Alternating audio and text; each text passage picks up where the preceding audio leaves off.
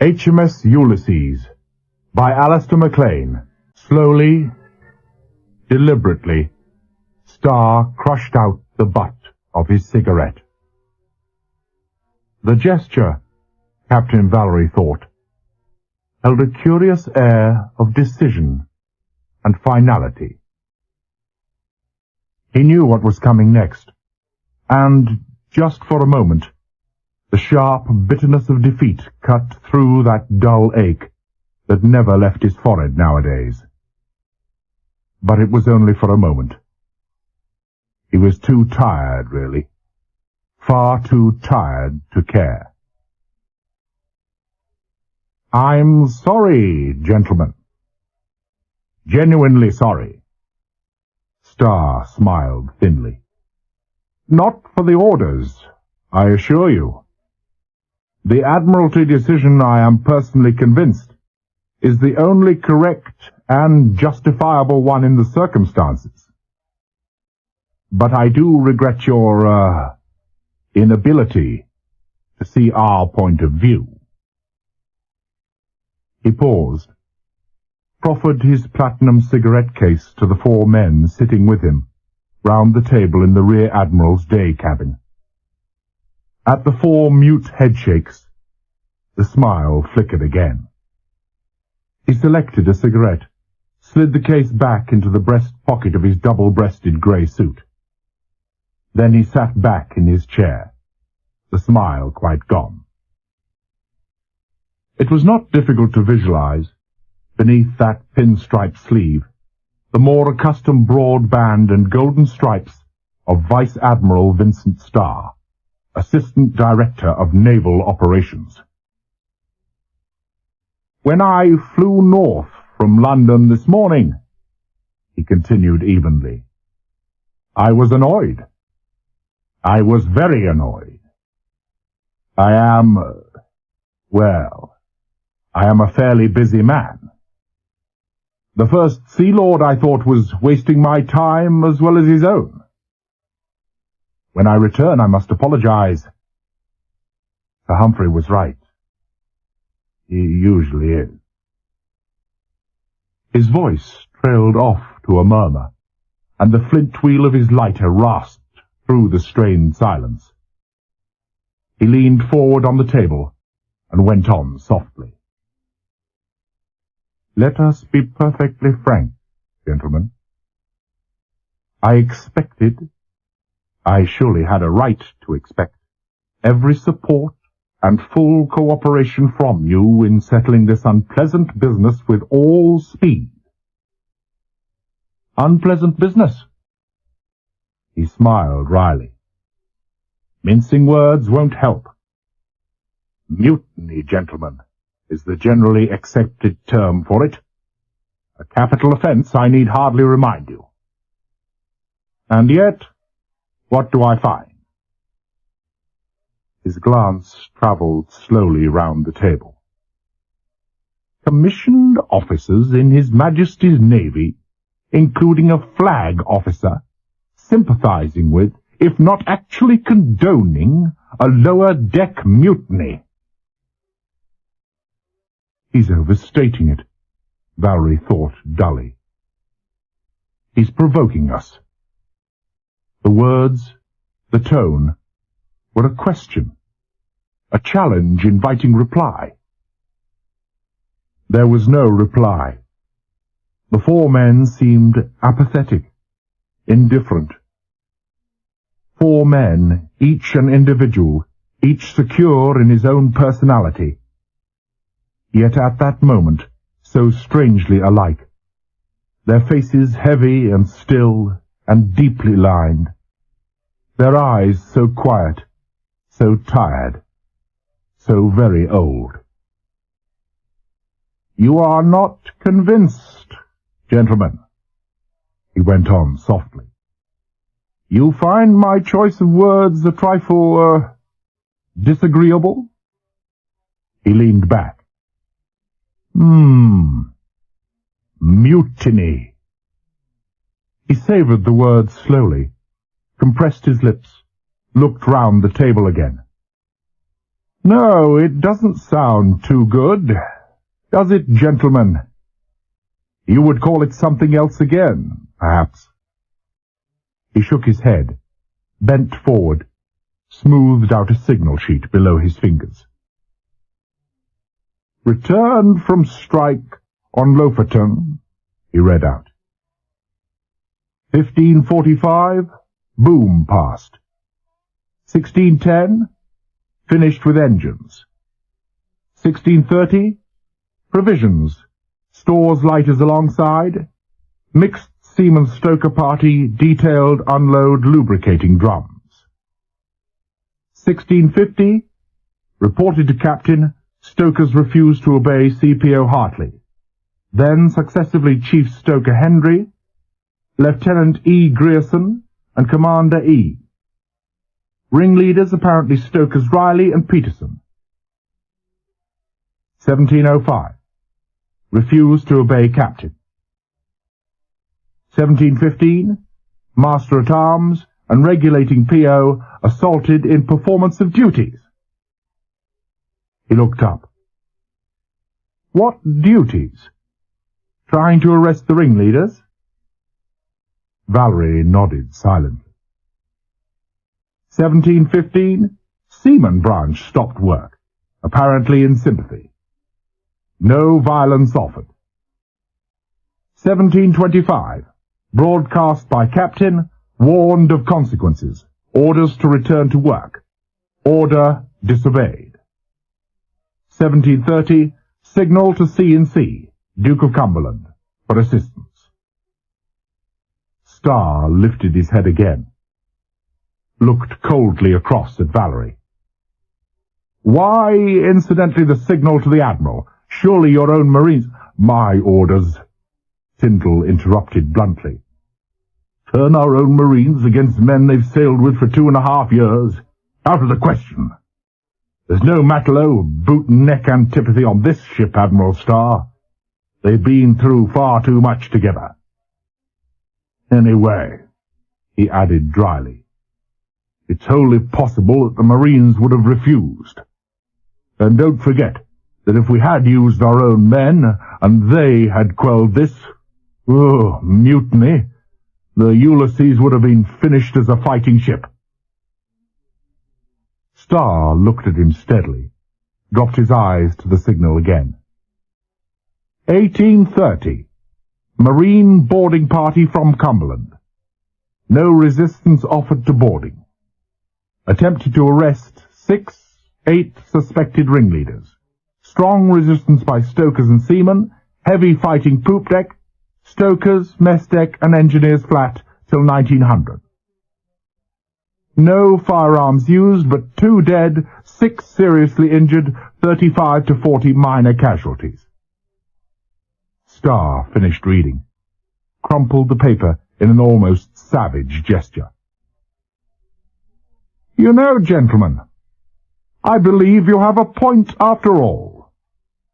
The voice was heavy with irony. Mutiny is hardly the term. 50 dead and injured.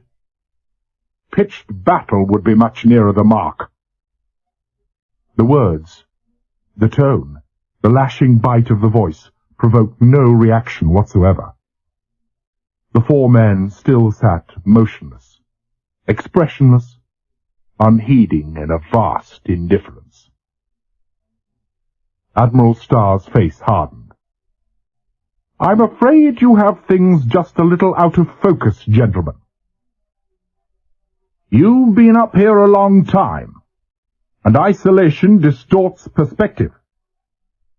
Must I remind senior officers that, in wartime, individual feelings, trials and sufferings are of no moment at all.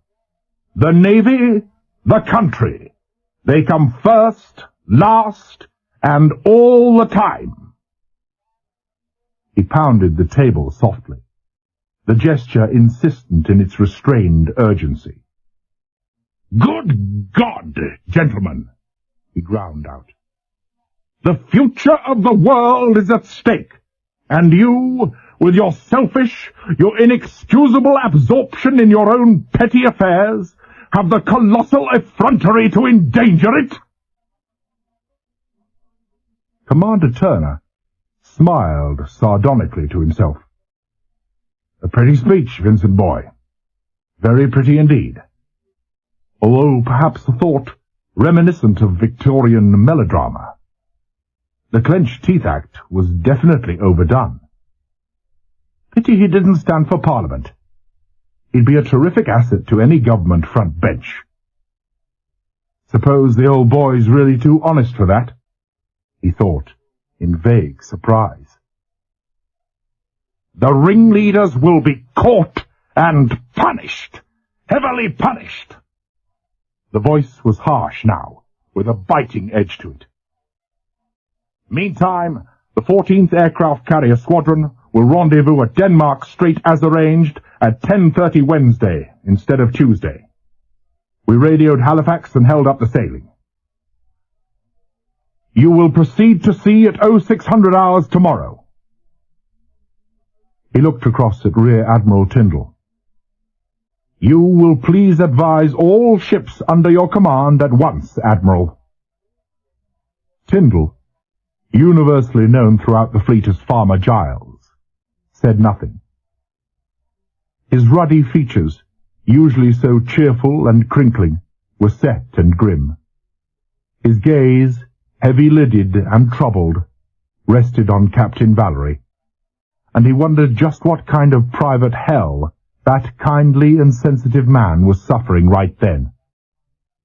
But Valerie's face, haggard with fatigue, told him nothing. That lean and withdrawn asceticism was the complete foil. Tyndall swore bitterly to himself. I don't really think there's more to say, gentlemen, Starr went on smoothly. I won't pretend you're in for an easy trip. You know yourselves what happened to the last three major convoys, PQ-17, FR-71 and 74. I'm afraid we haven't yet found the answer to acoustic torpedoes and glider bombs.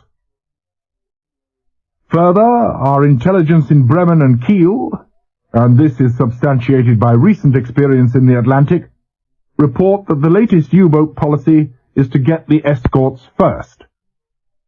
Maybe the weather will save you. You vindictive old devil, Tyndall thought, dispassionately. Go on, damn you. Enjoy yourself. At the risk of seeming rather Victorian and melodramatic, impatiently Starr waited for Turner to stifle his sudden fit of coughing. We may say that the Ulysses is being given the opportunity of, redeeming herself. He pushed back his chair. After that, gentlemen, the Med. But first, FR-77 to Murmansk, come hell or high water. His voice broke on the last word and lifted into stridency, the anger burning through the thin veneer of suavity. The Ulysses must be made to realize that the Navy will never tolerate disobedience of orders, dereliction of duty, organized revolt, and sedition. Rubbish! Starr jerked back in his chair, knuckles whitening on the armrest. His glance whipped round and settled on Surgeon Commander Brooks, on the unusually vivid blue eyes, so strangely hostile now under that magnificent silver mane. Tyndall, too, saw the angry eyes. He saw also the deepening colour in Brooks's face, and moaned softly to himself. He knew the signs too well. Old Socrates was about to blow his Irish top. Tyndall made to speak, then slumped back at a sharp gesture from Starr. What did you say, Commander? The Admiral's voice was very soft and quite toneless. Rubbish, repeated Brooks distinctly. Rubbish, that's what I said. Let's be perfectly frank, you say. Well, sir, I'm being frank. Dereliction of duty, organized revolt and sedition, my foot. But I suppose you have to call it something. Preferably something well within your own field of experience.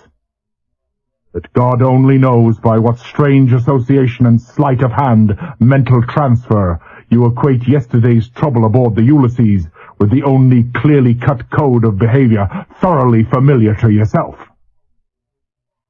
Brooks paused for a second. In the silence they heard the thin, high wail of a boatswain's pipe. A passing ship, perhaps.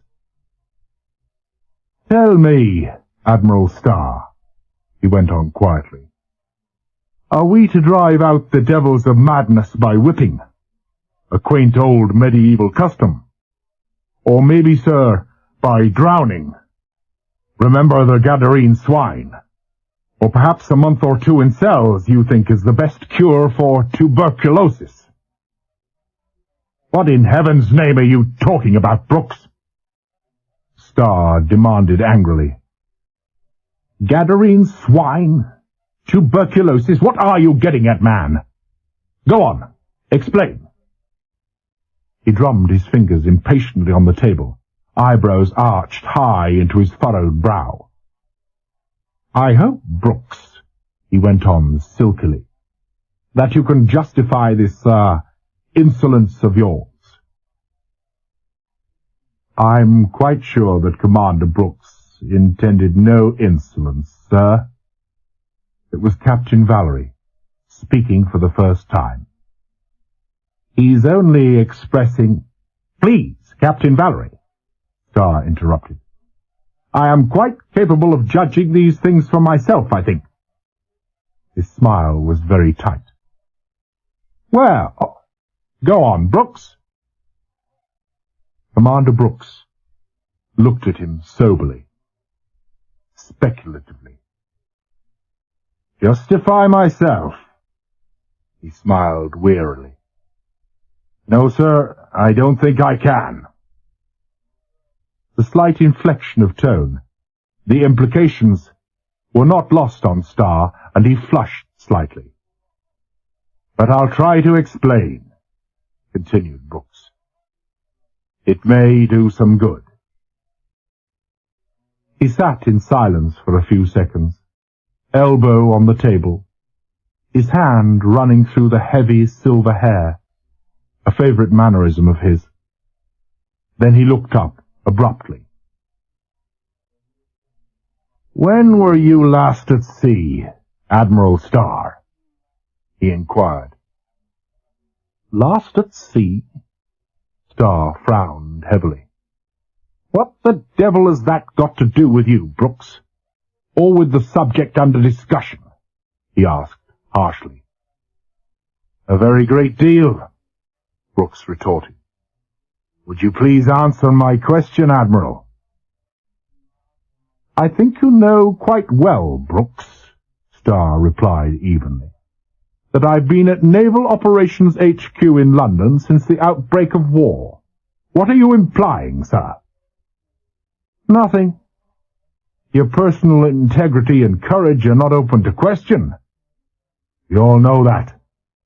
I was merely establishing a fact. Brooks hitched himself forward in his chair. I'm a naval doctor, Admiral Starr. I've been a doctor for over 30 years now. He smiled faintly. Maybe I'm not a very good doctor. Perhaps I don't keep quite so abreast of the latest medical developments as I might. But I believe I can claim to know a great deal about human nature. This is no time for modesty. About how the mind works. About the wonderfully intricate interaction of mind and body. Isolation distorts perspective. These were your words, Admiral Starr. Isolation implies a cutting off, a detachment from the world. And your implication was partly true. But, And this, sir, is the point. There are more worlds than one. The northern seas, the Arctic, the blackout route to Russia. These are another world, a world utterly distinct from yours. It is a world, sir, of which you cannot possibly have any conception. In effect, you are completely isolated from our world. Starr grunted. Whether in anger or derision it was difficult to say, and cleared his throat to speak, but Brooks went on swiftly. Conditions obtained there, without either precedent or parallel in the history of war. The Russian convoys, sir, are something entirely new and quite unique in the experience of mankind. He broke off suddenly, and gazed out through the thick glass of the scuttle, at the sleet slanting heavily across the grey waters and dun hills of the Scarpa anchorage. No one spoke. The surgeon commander was not finished yet. A tired man takes time to marshal his thoughts. Mankind, of course, can, and does adapt itself to new conditions. Brooks spoke quietly, almost to himself. Biologically and physically, they've had to do so down the ages in order to survive. But it takes time, gentlemen, a great deal of time.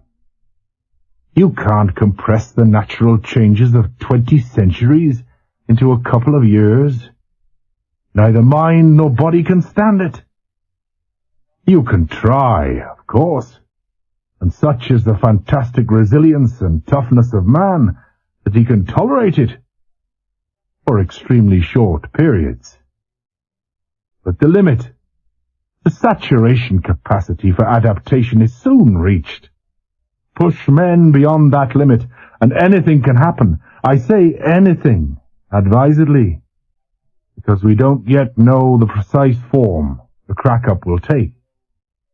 But crack-up there always is. It may be physical, mental, spiritual, I don't know. But this I do know, Admiral Starr. The crew of the Ulysses has been pushed to the limit and clear beyond. Very interesting, Commander. Starr's voice was dry, skeptical. Very interesting indeed, and most instructive.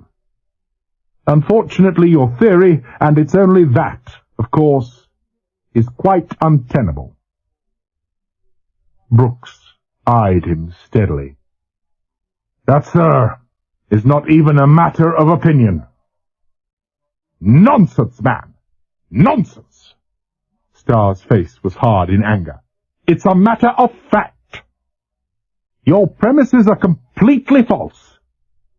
Starr leaned forward, his forefinger punctuating every word. That vast gulf you claim to lie between the convoys to Russia and normal operational work at sea, it just doesn't exist.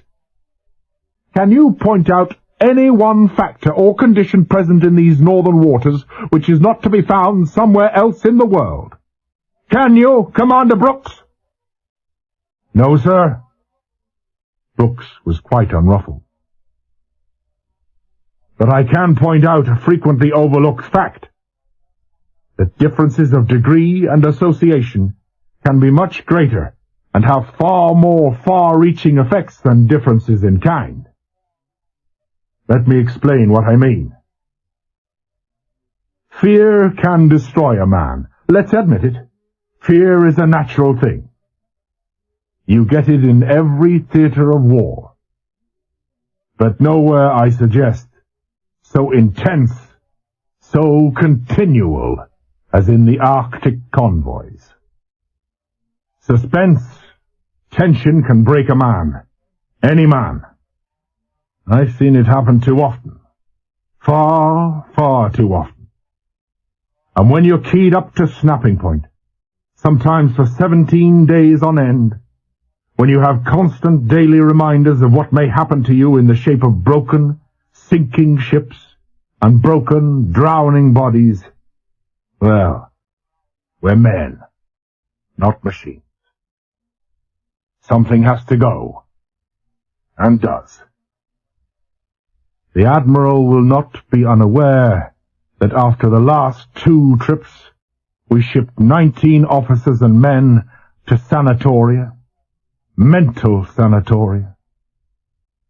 Brooks was on his feet now, his broad, strong fingers splayed over the polished table surface, his eyes boring into stars.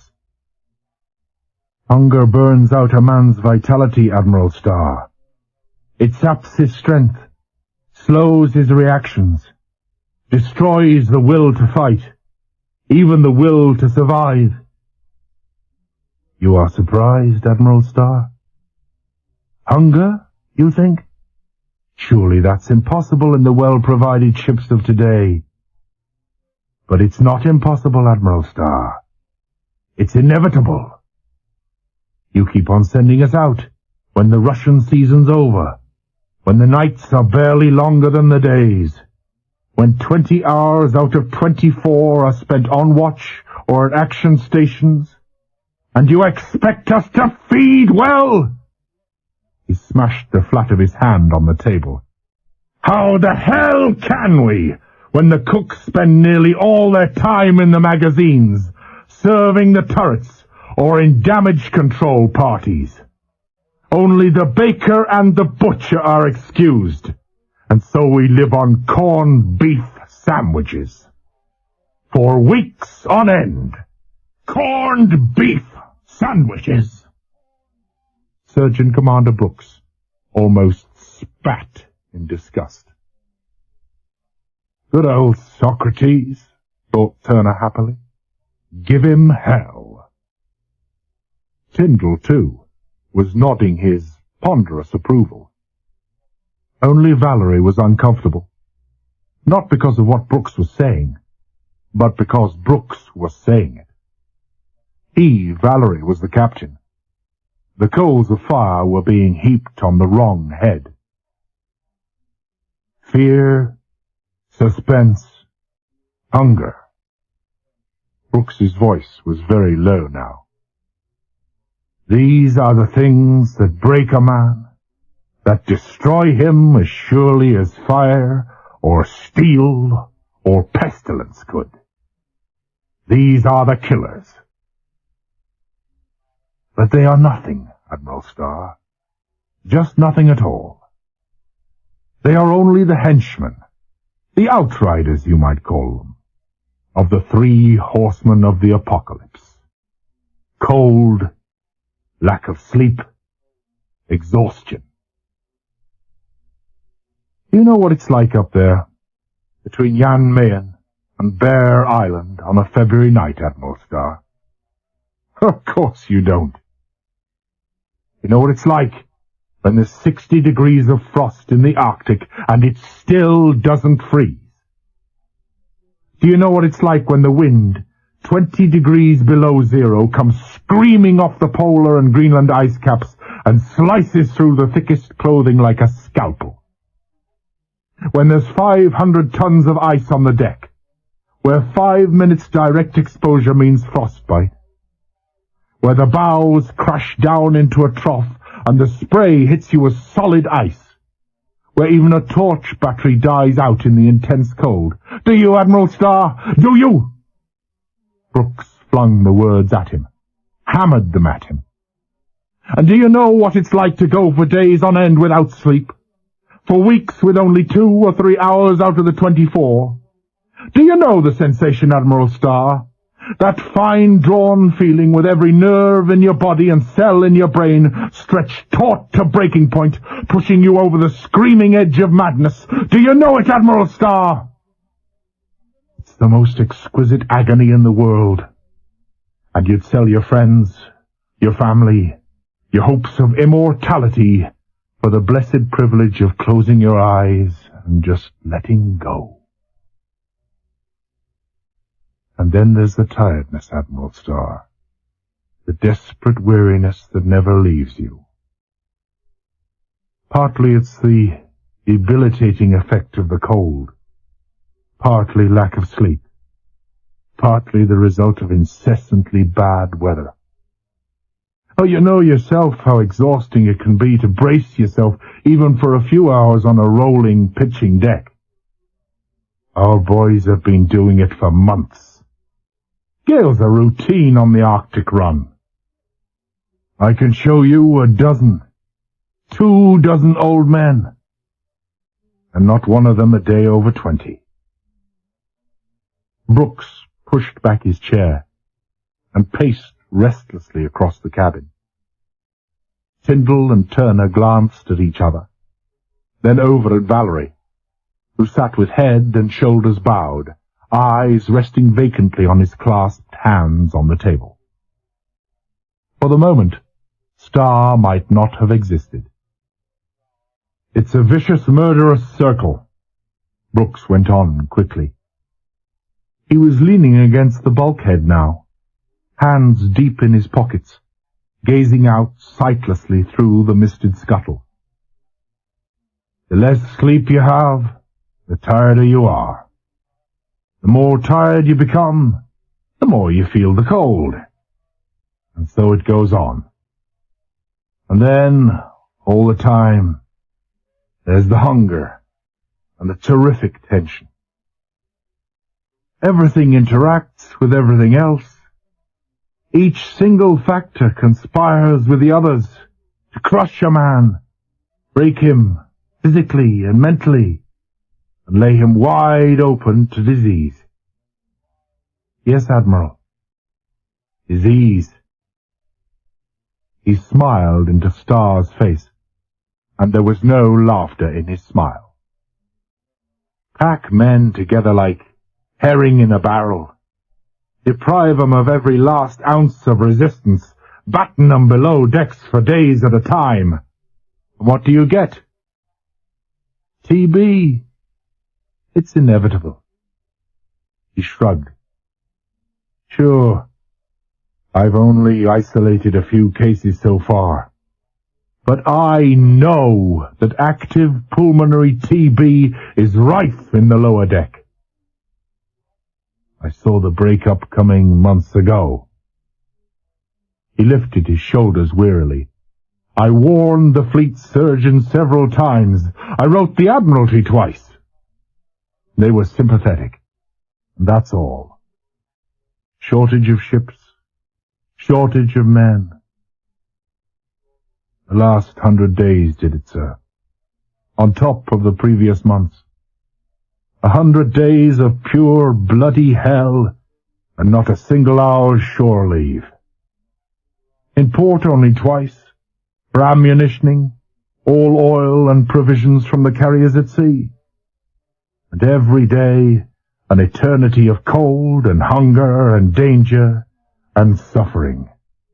"In the name of God," Brooks cried, "we're not machines!" He levered himself off the wall and walked over to Starr, hands still thrust deep in his pockets. "I hate to say this in front of the captain, but every officer in the ship, except Captain Valerie, knows that the men would have mutinied, as you call it, long ago. But for one thing. Captain Valerie. The intense personal loyalty of the crew to the captain, the devotion almost to the other side of idolatry, is something quite unique in my experience, Admiral Starr." Tyndall and Turner both murmured approval. Valerie still sat motionless. But there was a limit even to that. It had to come. "And now you talk of punishing, imprisoning these men. Good God above, you might as well hang a man for having leprosy, or send him to penal servitude for developing ulcers." Brooks shook his head in despair. "Our crew are equally guiltless. They just couldn't help it. They can't see right from wrong anymore. They can't think straight. They just want to rest They just want peace, a few days' blessed quiet. They'll give anything in the world for these things, and they can't see beyond them. Can't you see that, Admiral Starr? Can't you? Can't you? For perhaps 30 seconds, there was silence. Complete, utter silence in the Admiral's cabin. The high, thin whine of the wind, the swish of the hail seemed unnaturally loud. Then Starr was on his feet, his hands stretching out for his gloves. Valerie looked up for the first time, and he knew that Brooks had failed. "Have my barge alongside, Captain Valerie. At once, please." Starr was detached, quite emotionless. "Complete oiling, provisioning and ammunitioning as soon as possible. Admiral Tyndall, I wish you and your squadron a successful voyage. As for you, Commander Brooks, I quite see the point of your argument. At least, as far as you are concerned." His lips parted in a bleak, wintry smile. "You're quite obviously overwrought, badly in need of some leave. Your relief will be aboard before midnight. If you will come with me, Captain." He turned to the door, and had taken only 2 steps, when Valerie's voice stopped him dead, poised on 1 foot. "One moment, sir, if you please." Starr swung round. Captain Valerie had made no move to rise. He sat still, smiling. It was a smile compounded of deference, of understanding, and of a curious inflexibility. It made Starr feel vaguely uncomfortable. "Surgeon Commander Brooks," Valerie said precisely, "is a quite exceptional officer. He is invaluable, virtually irreplaceable, and the Ulysses needs him badly. I wish to retain his services." "I've made my decision, Captain," Starr snapped, "and it's final. You know I think the powers invested in me by the Admiralty for this investigation." "Quite, sir." Valerie was quiet, unmoved. "I repeat, however, that we cannot afford to lose an officer of Brooks' caliber." The words, the tone, were polite, respectful, but their significance was unmistakable. Brooks stepped forward, distress in his face, but before he could speak, Turner cut in, smoothly, urbanely. "I assume I wasn't invited to this conference for purely decorative purposes." He tilted back in his chair, his eyes fixed dreamily on the deckhead. "I feel it's time I said something. I unreservedly endorse old Brooks' remarks. Every word of them." Starr, white-mouthed and motionless, looked at Tyndall. "And you, Admiral?" Tyndall looked up quizzically, all the tenseness and worry gone from his face. He looked more like a West Country farmer Giles than ever. He supposed, wryly, that his career was at stake. Funny, he thought, how suddenly unimportant a career could become. "As officer commanding, maximum squadron efficiency is my sole concern. Some people are irreplaceable. Captain Valerie suggests Brooks is one of these. I agree." "I see, gentlemen. I see," Starr said heavily. 2 spots of colour burned high up on his cheekbones. "The convoy has sailed from Halifax, and my hands are tied. that you make a great mistake, gentlemen. A great mistake in pointing pistols at the head of the Admiralty. We have long memories in Whitehall. We shall, discuss the matter at length on your return. Good day, gentlemen. Good day. Shivering in the sudden chill, Brooks clumped down the ladder to the upper deck and turned forward past the galley into the sick bay. Johnson, the leading sick bay attendant, looked out from the dispensary. "How are our sick and suffering, Johnson?" Brooks inquired. "Bearing up manfully." Johnson surveyed the 8 beds and their occupants morosely. "Just a lot of bloody chances, sir. Half of them are a damn sight fitter than I am. Look at Stoker Riley there, in with a broken finger and whacking great pile of Reader's Digests. Going through all the medical articles he is and roaring out for sulf, penicillin and all the latest antibiotics. Can't pronounce half of them. Thinks he's dying." "A grievous loss," the surgeon commander murmured. He shook his head. "What Commander Dodson sees in him I don't know. What's the latest from hospital?" The expression drained out of Johnson's face. "They're just off the blower, sir," he said woodenly. 5 minutes ago. Ordinary Seaman Ralston died at 3 o'clock. Brooks nodded heavily. Sending that broken boy to hospital had only been a gesture anyway. Just for a moment he felt tired, beaten.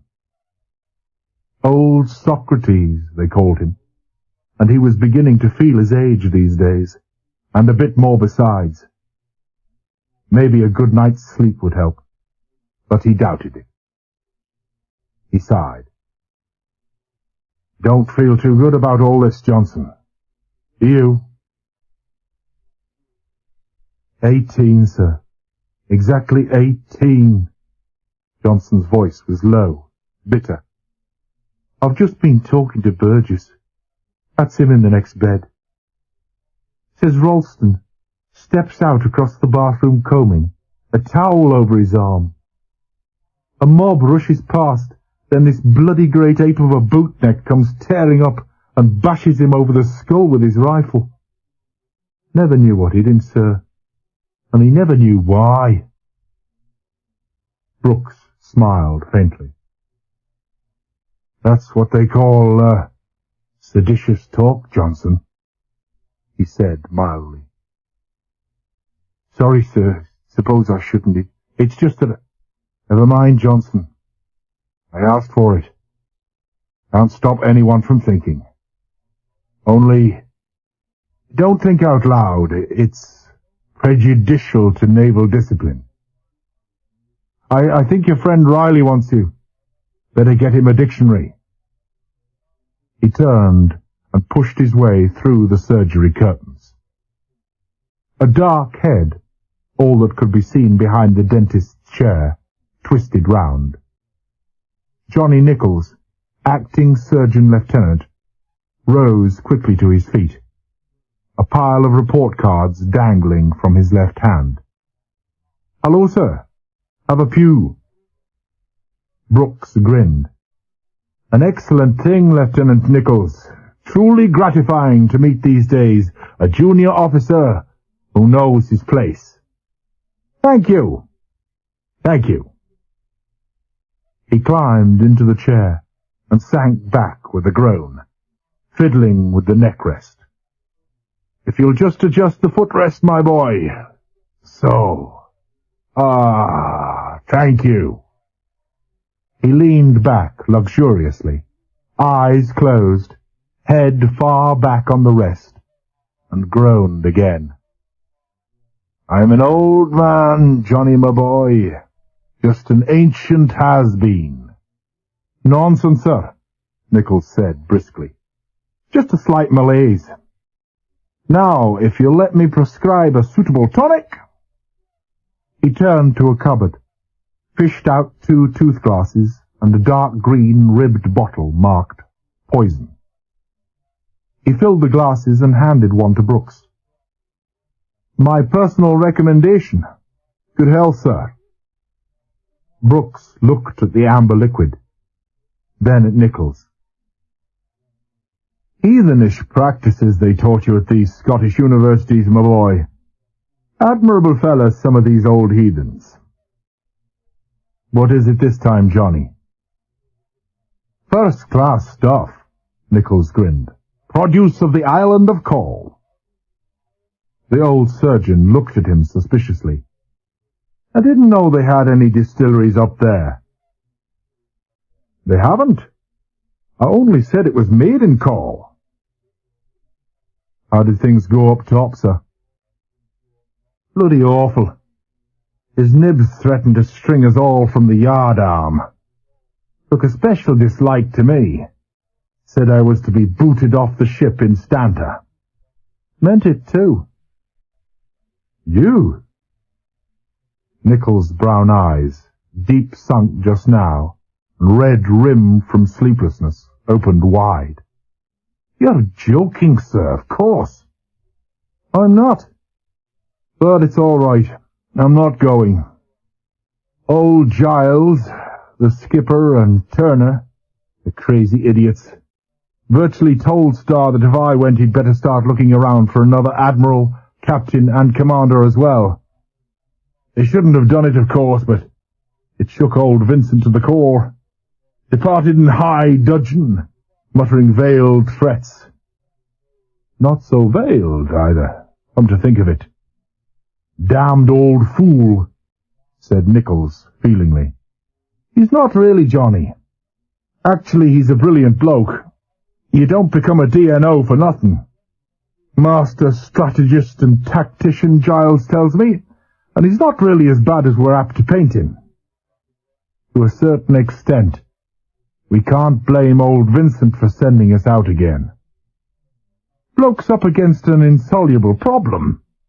Limited resources at his disposal, terrific demands for ships and men in half a dozen other theatres. Impossible to meet half the claims made on him. Half the time he's operating on little better than a shoestring.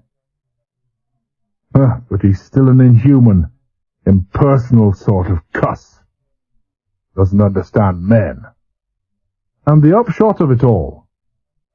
Murmansk again. Sailing at 0600 tomorrow. What? Again? This bunch of walking zombies? Nichols was openly incredulous. Why, they just can't do that, sir. They just can't. They're doing it anyway, my boy. The Ulysses must, redeem herself. Brooks opened his eyes. Gad, the very thought appalls me. If there's any of that poison left, my boy. Nichols shoved the depleted bottle back into the cupboard and jerked a resentful thumb in the direction of the massive battleship clearly visible through the porthole, swinging round her anchor 3 or 4 cable lengths away. Why always us, sir? It's always us. Why don't they send that useless floating barracks out once in a while? Swinging round that bloody great anchor month in, month out. Just the point, Brooks interrupted solemnly. According to the K-Pock Kid, the tremendous weight of empty condensed milk cans and herring and tomato sauce tins accumulated on the ocean bed over the past 12 months completely defeats all attempts to weigh anchor. Nichols didn't seem to hear him. Week in, week out, months and months on end they send the Ulysses out. They change the carriers, they rest the screen destroyers, but never the Ulysses. There's no let-up. Never, not once. But the Duke of Cumberland, all it's fit for is sending hulking great brutes of marines on board here to massacre sick men, crippled men, men who've done more in a week than... Easy, boy, easy, the commander chided. You can't call 3 dead men and the bunch of wounded heroes lying outside there a massacre. The Marines were only doing their job. As for the Cumberland, well, you've got to face it. We're the only ship in the home fleet equipped for carrier command. Nichols drained his glass and regarded his superior officer moodily. There are times, sir, when I positively love the Germans. You and Johnson should get together sometime, Brooks advised. Old Star would have you both clapped in irons for spreading alarm. Hello, hello! He straightened up in his chair and leaned forward. Observe the old Duke there, Johnny. Yards of washing going up from the flag deck, and matelots running, actually running up to the forecastle head. Unmistakable signs of activity. By God, this is uncommon surprising. What do you make of it, boy? Probably learned that they're going on leave, Nichols growled. Nothing else could make that bunch move so fast. And who are we to grudge them the just rewards for their labours? After so long, so arduous, so dangerous a spell of duty in northern waters. The first shrill blast of a bugle killed the rest of the sentence. And then they were on their feet, tense, expectant. The heart-stopping urgency of the bugle call to action stations never grows dim. Oh, my God, no, Brooks moaned. Oh, no, no, not again. Not in Scapa Flow. Oh, God, no. Not again. Not in Scapa Flow. These were the words in the mouths, the minds, the hearts of 727 exhausted, sleep-haunted, bitter men that bleak winter evening in Scapa Flow. That they thought of, and that only could they think of, as the scream of the bugle stopped dead all work on decks and below decks, in engine rooms and boiler rooms, on ammunition lighters and fuel tenders, in the galleys, and in the offices. And that only could the watch below think of, and that with an even more poignant despair, as the strident blare seared through the bliss of oblivion and brought them back, sick at heart, dazed in mind, and stumbling on their feet, to the iron harshness of reality. It was, in a strangely indefinite way, a moment of decision. It was the moment that could have broken the Ulysses as a fighting ship forever.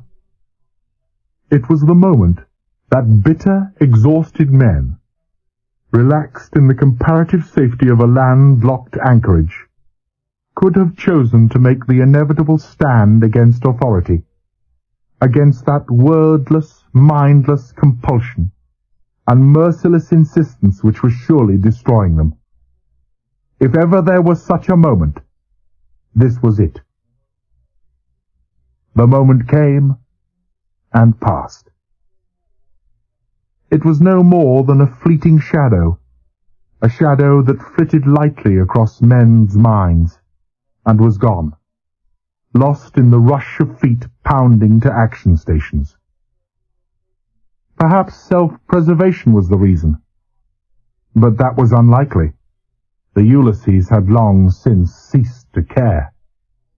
Perhaps it was just naval discipline, or loyalty to the captain, or what the psychologists call conditioned reflex. You hear the scream of brakes and you immediately jump for your life. Or perhaps it was something else again. Whatever it was, the ship, all except the port watch anchor party, was closed up in 2 minutes. Unanimous in their disbelief that this could be happening to them in Scapa Flow, men went to their stations, silently or vociferously, according to their nature. They went reluctantly, sullenly, resentfully, despairing. But they went. Rear Admiral Tyndall went to action stations also. He was not one of those who went silently. He climbed blasphemously up to the bridge, pushed his way through the port gate, and clambered into his high-legged armchair in the forward port corner of the compass platform. He looked at Valerie. "What's the flap, in heaven's name, Captain?" he demanded testily. "Everything seems singularly peaceful to me." "Don't know yet, sir." Valerie swept worried eyes over the anchorage.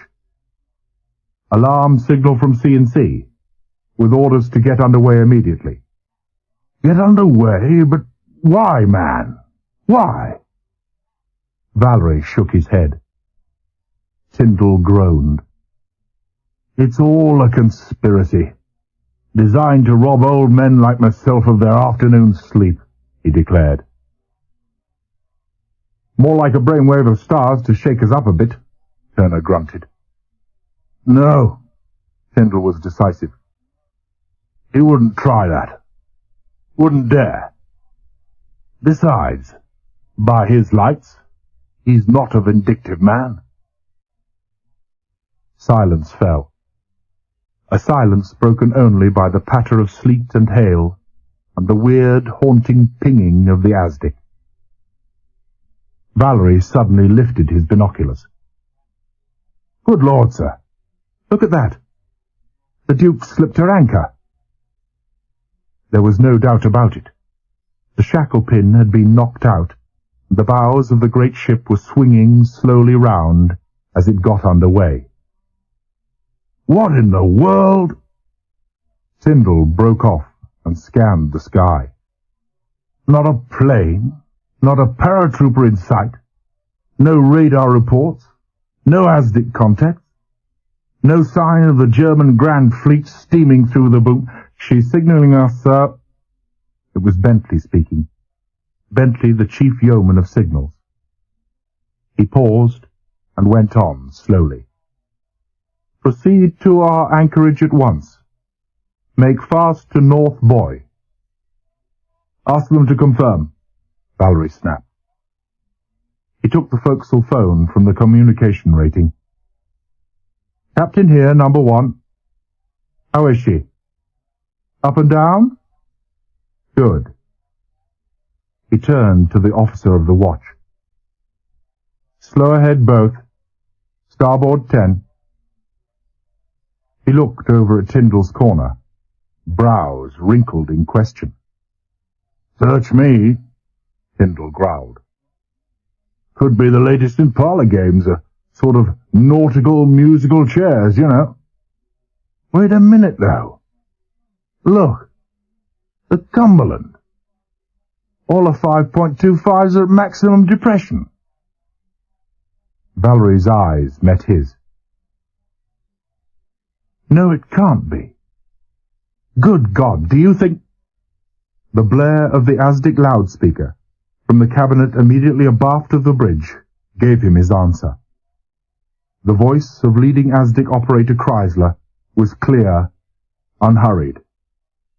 "Aztec Bridge. Aztec Bridge. Echo Red 3-0. Repeat, Red 3-0. Strengthening. Closing." The captain's incredulity leapt and died in the same second. "Alert Director Control. Red 3-0. All AA guns maximum depression. Underwater target. Torps." This to Lieutenant Marshall, the Canadian torpedo officer. "Depth charge stations." He turned back to Tyndall. "It can't be, sir. It just can't. A U-boat, I presume it is, in Scarpa Flow?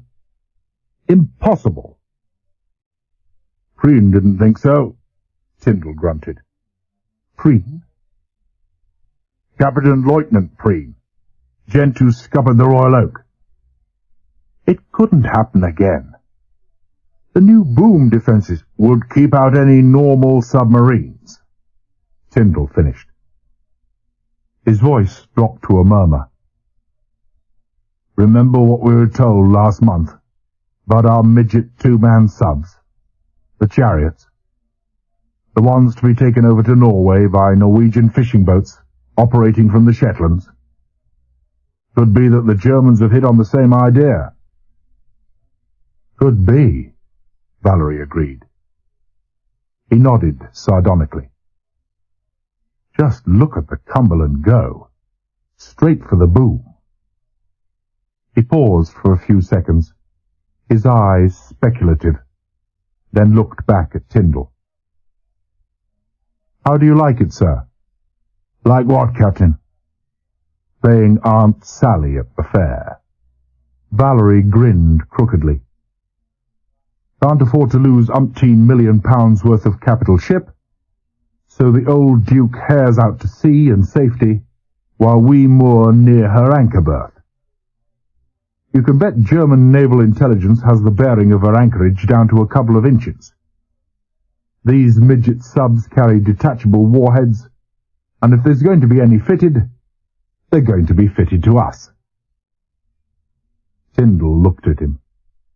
His face was expressionless. ASDIC reports were continuous, reporting steady bearing to port and closing distances. Of course, the Admiral murmured. We're the whipping boy. Gad, it makes me feel bad. His mouth twisted and he laughed mirthlessly. Me? This is the final straw for the crew. That hellish last trip, the mutiny, the marine boarding party from the Cumberland, action stations in harbour, and now this. Risking our necks for that. He broke off, spluttering, swore in anger, then resumed quietly. What are you going to tell the men, Captain? Good God, it's fantastic. I feel like mutiny myself. He stopped short, looked inquiringly past Valerie's shoulder. The captain turned round. Yes, Marshal. Excuse me, sir, this, echo. He jerked a thumb over his shoulder. A sub, sir? Possibly a pretty small one? The transatlantic accent was very heavy. Likely enough, Marshal. Why? Just how Ralston I figured it, sir. He grinned. We, have an idea for dealing with it. Valerie looked out through the driving sleet, gave helm and engine orders, then turned back to the torpedo officer. He was coughing heavily, painfully, as he pointed to the glassed-in anchorage chart. If you're thinking of depth charging our stern off in these shallow waters... No, sir. Doubt whether we could get a shallow enough setting anyway. My idea, Ralston's to be correct, is that we take out the motorboat and a few 25-pound scuttling charges, 18-second fuses and chemical igniters. Not much of a kick from these, I know, but a miniature sub ain't likely to have hell of very thick hulls. And if the crews are sitting on top of the ruddy things instead of inside, well, it's curtains for sure. It'll kipper them. Valerie smiled. Not bad at all, Marshal. I think you've got the answer there. What do you think, sir? Worth trying, anyway, Tyndall agreed. Better than waiting around like a sitting duck. Go ahead then, Torps. Valerie looked at him quizzically. Who are your explosives experts? I figured on taking Ross. Just what I thought. You're taking nobody, laddie, said Valerie firmly. Can't afford to lose my torpedo, officer. Marshall looked pained, then shrugged resignedly. The chief TGM and Ralston? He's the senior LTO. Good men both. Right. Bentley, detail a man to accompany them in the boat. We'll signal Aztec bearings from here. Have him take a portable Aldis with him. He dropped his voice. Marshal. Sir? Ralston's young brother died in hospital this afternoon.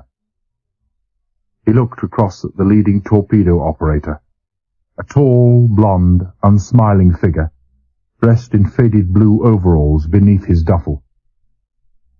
Does he know yet? The torpedo officer stared at Valerie, then looked round slowly at the LTO. He swore, softly, bitterly, fluently. Marshal! Valerie's voice was sharp, imperative, but Marshal ignored him, his face a mask, oblivious alike to the reprimand in the captain's voice and the lashing bite of the sleet. No, sir, he stated at length. He doesn't know. But he did receive some news this morning. Croydon was pasted last week. His mother and 3 sisters lived there. It was a landmine, sir. There was nothing left. He turned abruptly and left the bridge. 15 minutes later, it was all over. The starboard whaler and the motorboat on the port side hit the water with the Ulysses still moving up to the mooring.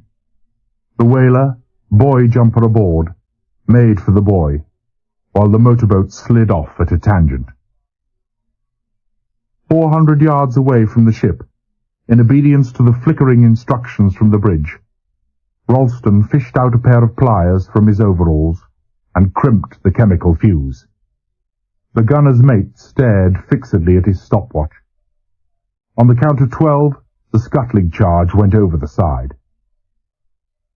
3 more, at different settings, followed it in close succession, while the motorboat cruised in a tight circle. The first 3 explosions lifted the stern and jarred the entire length of the boat viciously, and that was all. But with the 4th, a great gout of air came rushing to the surface, followed by a long stream of viscous bubbles. As the turbulence subsided, a thin slick of oil spread over 100 square yards of sea. Men, fallen out from action stations, watched with expressionless faces as the motorboat made it back to the Ulysses and hooked onto the falls just in time. The Hotchkiss steering gear was badly twisted, and she was taking in water fast under the counter. The Duke of Cumberland was a smudge of smoke over a far headland. Cap in hand, Ralston sat down opposite the captain. Valerie looked at him for a long time in silence. He wondered what to say, how best to say it. He hated to have to do this. Richard Valerie also hated war. He always had hated it, and he cursed the day it had dragged him out of his comfortable retirement. At least, dragged was how he put it. Only Tyndall knew that he had volunteered his services to the Admiralty on the 1st of September 1939, and had had them gladly accepted. But he hated war. Not because it interfered with his lifelong passion for music and literature, on both of which he was a considerable authority. Not even because it was a perpetual affront to his aestheticism, to his sense of rightness and fitness. He hated it because he was a deeply religious man, because it grieved him to see in mankind the wild beasts of the primeval jungle, because he thought the cross of life was already burdened enough without the gratuitous infliction of the mental and physical agony of war. And above all, because he saw war all too clearly as the wild and insensate folly it was, as a madness of the mind that settled nothing, proved nothing, except the old truth that God was on the side of the big battalions. But some things he had to do, and Valerie had clearly seen that this war had to be his also. And so he had come back to the service, and had grown older as the bitter years passed, older and frailer, and more kindly and tolerant and understanding. Among naval captains, indeed among men, he was unique. In his charity, in his humility, Captain Richard Valerie walked alone. It was a measure of the man's greatness that this thought never occurred to him. He sighed. All that troubled him just now was what he ought to say to Ralston. But it was Ralston who spoke first. "All right, sir." The voice was a level monotone, the face very still. "I know. The torpedo officer told me." Valerie cleared his throat. "Words are useless, Ralston. Quite useless. Your young brother and your family at home. All gone. I'm sorry, my boy. Terribly sorry about it all." He looked up into the expressionless face and smiled wryly. "Or maybe you think that these are all words. You know, something formal. Just a meaningless formula." Suddenly, surprisingly, Ralston smiled briefly. "No, sir, I don't. I can appreciate how you feel, sir. You see, my father, well, he's a captain too. He tells me he feels the same way." Valerie looked at him in astonishment. "Your father, Ralston? Did you say—" "Yes, sir." Valerie could have sworn to a flicker of amusement in the blue eyes, so quiet, so self-possessed, across the table. "In the merchant navy, sir. A tanker captain. 16,000 tons. Valerie said nothing. Ralston went on quietly. "And about Billy, sir, my young brother. It's just one of these things. It's nobody's fault but mine. I asked to have him aboard here. I'm to blame, sir. Only me." His lean brown hands were round the brim of his hat, twisting it, crushing it. How much worse will it be when the shattering impact of the double blow wears off, Valerie wondered, when the poor kid begins to think straight again. "Look, my boy, I think you need a few days' rest. Time to think things over."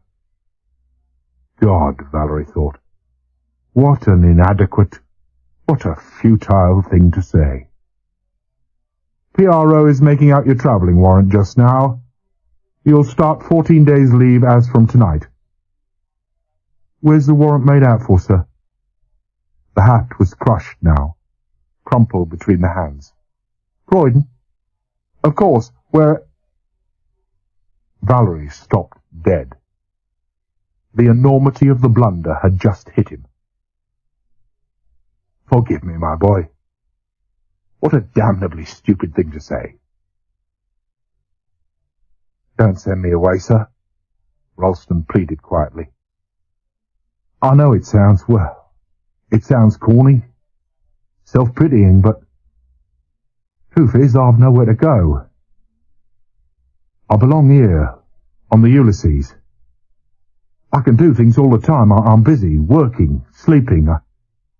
I don't have to talk about things. I can do things." The self-possession was only the thinnest veneer, taut and frangible, with the quiet desperation immediately below. "I can get a chance to help pay 'em back," Ralston hurried on. "Like crimping these fuses today. It was a privilege. It was more than that. It was, I don't know. I can't find the words, sir." Valerie knew. He felt sad tired, defenseless. What could he offer this boy in place of this hate, this very human, consuming flame of revenge? Nothing, he knew. Nothing that Ralston wouldn't despise, wouldn't laugh at. This was not the time for pious platitudes. He sighed again, more heavily this time. Of course you shall remain, Ralston. Go down to the police office, too. Close all watertight doors and scuttles. Hands to stations for leaving harbour. Impersonally, inexorably, the metallic voice of the broadcast system reached into every farthest corner of the ship. And from every corner of the ship, men came in answer to the call. They were cold men, shivering involuntarily in the icy north wind, sweating pungently as the heavy falling snow drifted under collars and cuffs, as numbed hands stuck to frozen ropes and metal. They were tired men, for fueling, provisioning, and ammunitioning had gone on far into the middle watch. Few had had more than 3 hours' sleep. And they were still angry, hostile men. Orders were obeyed, to be sure, with the mechanical efficiency of a highly trained ship's company. But obedience was surly, acquiescence resentful, and insolence lay ever close beneath the surface. But divisional officers and NCOs handled the men with velvet gloves. Valerie had been emphatic about that. Illogically enough, the highest pitch of resentment had not been caused by the Cumberland's prudent withdrawal. It had been produced the previous evening by the routine broadcast. Mail will close at 2000 hours tonight. Mail. Those who weren't working non-stop around the clock were sleeping like the dead, with neither the heart nor the will even to think of writing. Leading Seaman Doyle, the doyen of B mess deck and a venerable 3 Badger, 13 years undiscovered crime, as he modestly explained his good conduct stripes, had summed up the matter succinctly. If my old missus was Ellen of Troy and Jane Russell rolled into one, and all you blokes what have seen the old dear's photo know that the very idea's a shocking libel on either of them ladies, I still wouldn't send her even a bleeding postcard. You got to draw a line somewhere. Me, for me scratcher. Whereupon he had dragged his hammock from the rack, slung it with millimetric accuracy beneath a hot air louver. Seniority carries its privileges, and was asleep in 2 minutes. To a man, the port watch did likewise. The mailbag had gone ashore, almost empty. At 0600 hours, exactly to the minute, the Ulysses slipped her moorings and steamed slowly towards the boom. In the grey half-light, under leaden, lowering clouds, she slid across the anchorage like an insubstantial ghost, more often than not half hidden from view under sudden, heavy flurries of snow. Even in the relatively clear spells, she was difficult to locate. She lacked solidity, substance, definition of outline. She had a curious air of impermanence, of volatility. An illusion, of course, but an illusion that accorded well with a legend. For a legend the Ulysses had become, in her own brief lifetime. She was known and cherished by merchant seamen, by the men who sailed the bitter seas of the north, from St. John's to Archangel, from the Shetlands to Jan Mayen, from Greenland to far reaches of Spitsbergen, remote on the edge of the world. Where there was danger, where there was death, there you might look to find the Ulysses, materializing wraith-like from a fog bank, or just miraculously being there when the bleak twilight of an Arctic dawn brought with it only the threat, at times almost the certainty, of never seeing the next. A ghost ship, almost. A legend.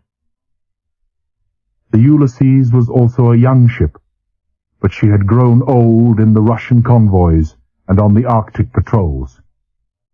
She had been there from the beginning, and had known no other life.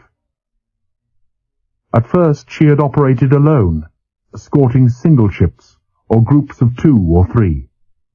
Later she had operated with corvettes and frigates, and now she never moved without her squadron, the 14th Escort Carrier Group. But the Ulysses had never really sailed alone. Death had been, still was, her constant companion. He laid his finger on a tanker, and there was the erupting hell of a high-octane detonation. On a cargo liner, and she went to the bottom with her load of war supplies, her back broken by a German torpedo. On a destroyer, and she knifed her way into the grey-black depths of the Barents Sea, her still racing engines her own executioners.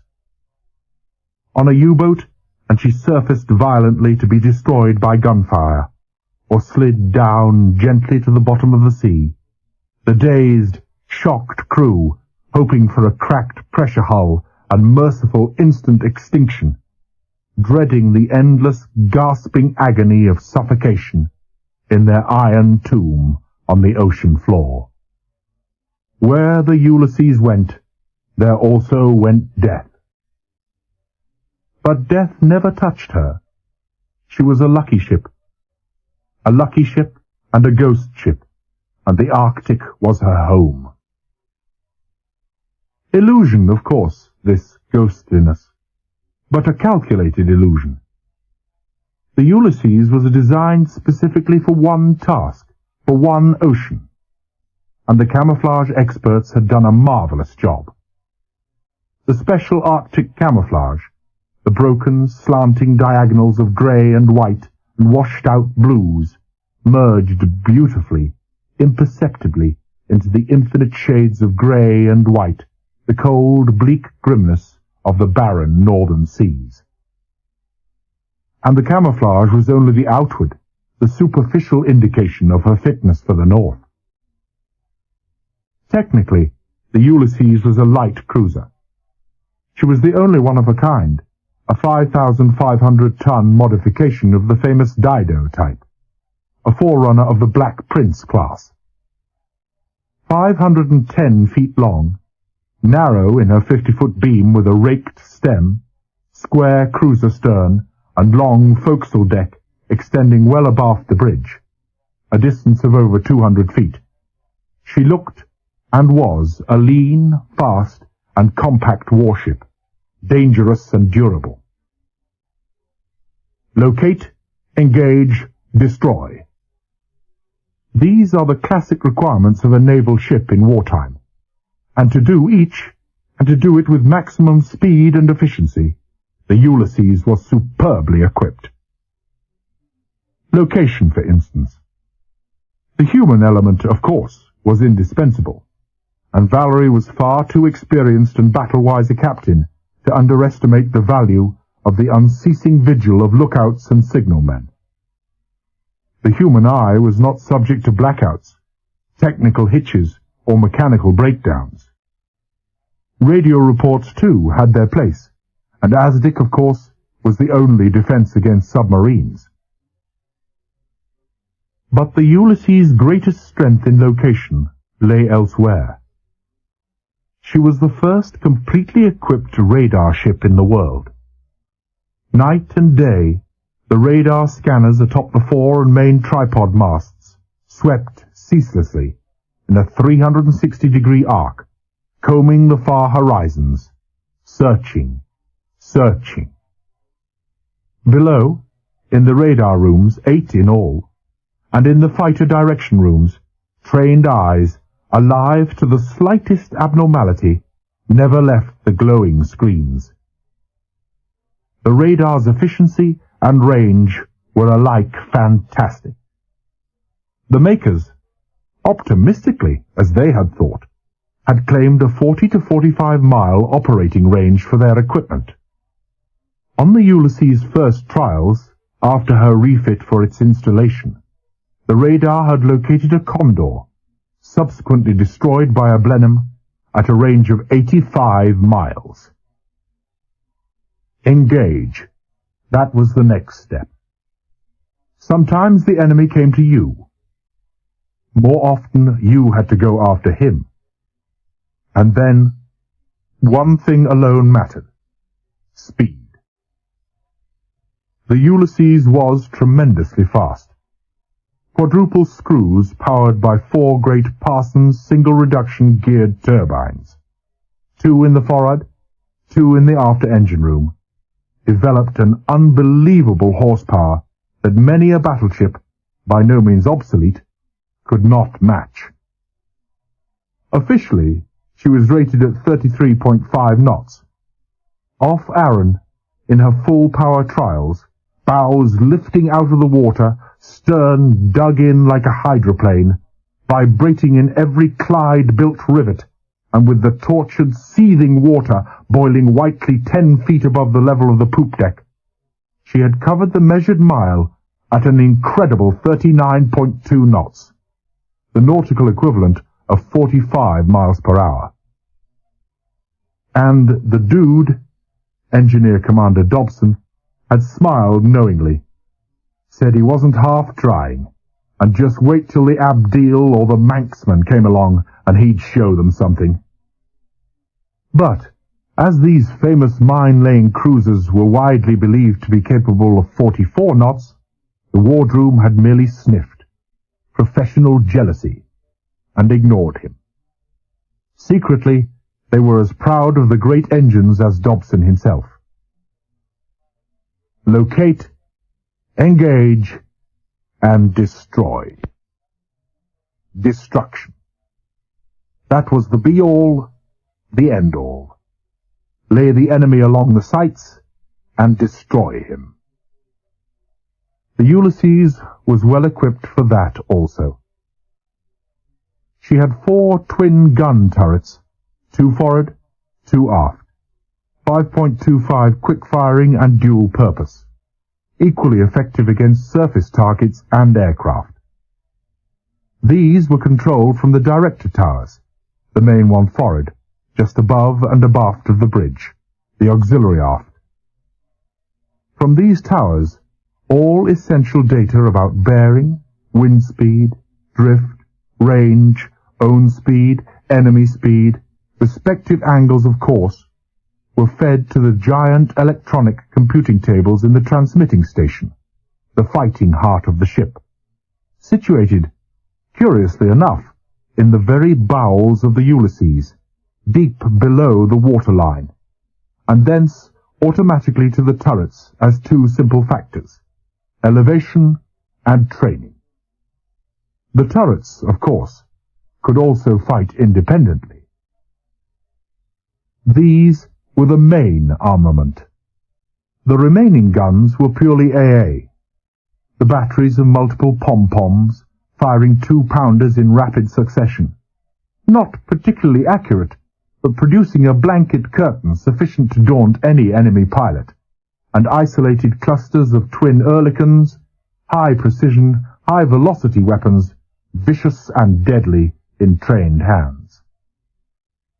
Finally, the Ulysses carried her depth charges and torpedoes.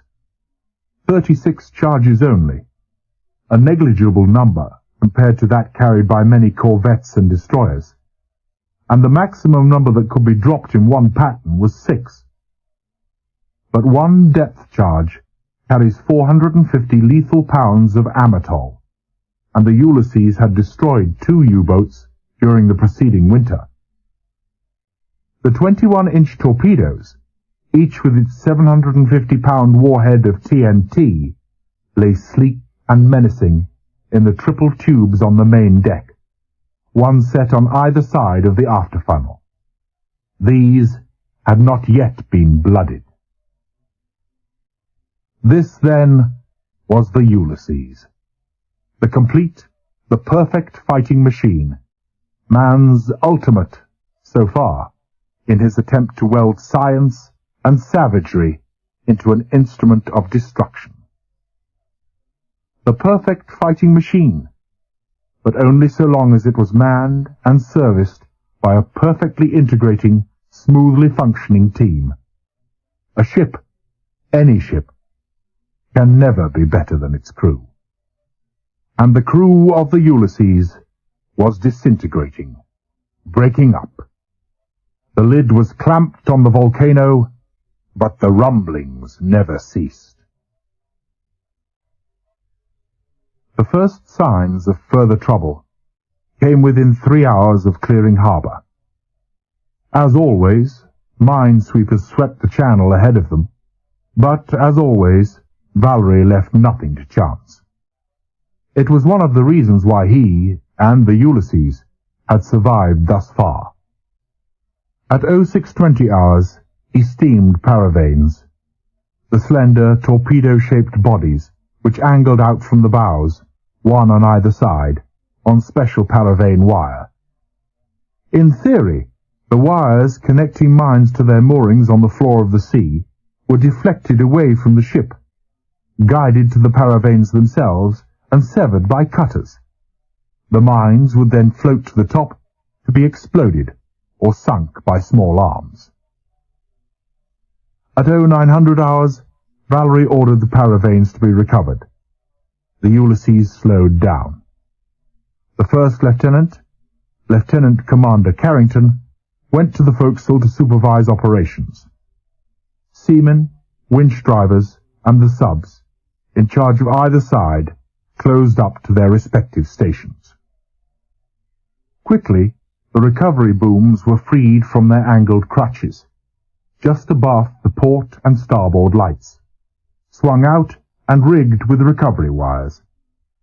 Immediately, the 3-ton winches on B gun deck took the strain, smoothly, powerfully. The paravanes cleared the water. Then it happened. It was A.B. Ferry's fault that it happened, and it was just ill luck that the port winch was suspect, operating on a power circuit with a defective breaker. Just ill luck that Ralston was the winch driver, a taciturn, bitter-mouthed Ralston, to whom, just then, nothing mattered a damn, least of all what he said and did. But it was Karslake's responsibility that the affair developed into what it did. Sub-Lieutenant Karslake's presence there, on top of the Carley floats, directing the handling of the port wire, represented the culmination of a series of mistakes. A mistake on the part of his father, Rear Admiral retired, who had seen in his son a man of his own calibre, had dragged him out of Cambridge in 1939 at the advanced age of 26 and practically forced him into the Navy. A weakness on the part of his first CO, a corvette captain who had known his father and recommended him as a candidate for a commission. A rare error of judgment on the part of the selection board of the King Alfred, who had granted him his commission, and a temporary lapse on the part of the commander, who had assigned him to this duty, in spite of Karslake's known incompetence and inability to handle men. He had the face of an overbred racehorse, long, lean, and narrow, with prominent pale blue eyes and protruding upper teeth. Below his scanty fair hair, his eyebrows were arched in a perpetual question mark. Beneath the long, pointed nose, the supercilious curl of the upper lip formed the perfect complement to the eyebrows. His speech was a shocking caricature of the King's English. His short vowels were long, his long ones interminable. His grammar was frequently execrable. He resented the Navy, he resented his long overdue promotion to lieutenant, he resented the way the men resented him. In brief, Sub-Lieutenant Karslake was the quintessence of the worst by-product of the English public school system. Vain, superior, uncouth, and ill-educated. He was a complete ass. He was making an ass of himself now, striving to maintain balance on the rafts. Feet dramatically braced at a wide angle, he shouted unceasing, unnecessary commands at his men. CPO Hartley groaned aloud, but kept otherwise silent in the interests of discipline. But A.B. Ferry felt himself under no such restraints. "Argot his lordship," he muttered to Ralston. "All for the skipper's benefit." He nodded at where Valerie was leaning over the bridge, 20 feet above Karslake's head. "Impresses him no end, so his nibs reckons." "Just forget about Karslake and keep your eyes on that wire," Ralston advised. "And take these damn great gloves off. One of these days—" Yes, I know," Ferry jeered. "The wire's going to snag 'em and wrap me round the drum." He fed in the hawser expertly. "Don't you worry, chum, it's never going to happen to me." But it did. It happened just then. Ralston, watching the swinging paravane closely, flicked a glance inboard. He saw the broken strand inches from Ferry, saw it hook viciously into the gloved hand and drag him towards the spinning drum before Ferry had a chance to cry out. Ralston's reaction was immediate. The footbrake was only 6 inches away, but that was too far. Savagely he spun the control wheel full ahead to full reverse in a split second. Simultaneously with Ferry's cry of pain as his forearm crushed against the lip of the drum came a muffled explosion and clouds of acrid smoke from the winch as 500 pounds worth of electric motor burnt out in a searing flash. Immediately the wire began to run out again, accelerating momentarily under the dead weight of the plunging paravane. Ferry went with it. 20 feet from the winch the wire passed through a snatch block on the deck. If Ferry was lucky, he might lose only his hand. He was less than 4 feet away when Ralston's foot stamped viciously on the brake. The racing drum screamed to a shuddering stop, the paravane crashed down into the sea, and the wire, weightless now, swung idly to the rolling of the ship. Karslake scrambled down off the Carly, his sallow face suffused with anger. He strode up to Ralston. "You bloody fool!" he mouthed furiously. "You've lost us that paravane. By God, LTO, you'd better explain yourself. Who the hell gave you orders to do anything?" Ralston's mouth tightened, but he spoke civilly enough. "Sorry, sir. Couldn't help it. Had to be done. Ferry's arm." "To hell with Ferry's arm!" Karslake was almost screaming with rage. "I'm in charge here, and I give the orders. Look! Look!" He pointed to the swinging wire. "Your work, Ralston, you blundering idiot! It's gone! Gone, do you understand? Gone!" Ralston looked over the side with an air of large surprise. "Oh, now, so it is." The eyes were bleak, the tone provocative, as he looked back at Karslake and patted the winch. "And don't forget this. It's gone too, and it costs a ruddy sight more than any paravane." "I don't want any of your damned impertinence!" Karslake shouted. His mouth was working, his voice shaking with passion. "What you need is to have some discipline knocked into you, and by God, I'm going to see you get it, you insolent young bastard!" Ralston flushed darkly. He took one quick step forward, his fist balled, then relaxed heavily as the powerful hands of CPO Hartley caught his swinging arm. But the damage was done now.